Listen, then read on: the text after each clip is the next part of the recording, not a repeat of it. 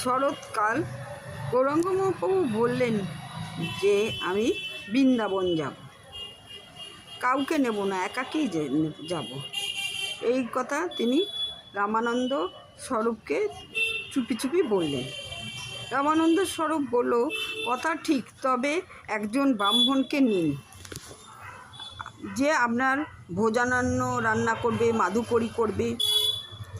তখন গৌরাঙ্গ মহাপ্রভু বলল, যাকেই নেব অপরজনের মন খারাপ হবে।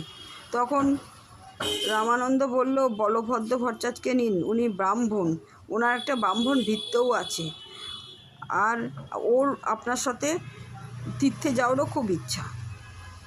তখন আগের রাতে মহাপ্রভু জগন্নাথ দেবের আজ্ঞা নিয়ে ভোর রাতে বেরিয়ে পড়লেন।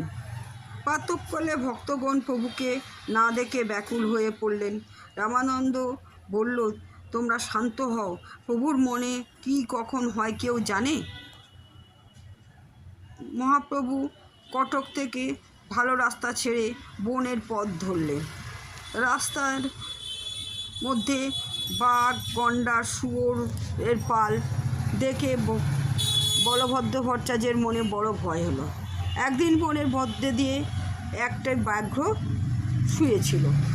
প্রভুর পা তার গায়ে লাগলো। প্রভু বলল, কৃষ্ণ কহ, বলতেই বাঘটি উঠে কৃষ্ণ কৃষ্ণ বলে নাচতে লাগলো।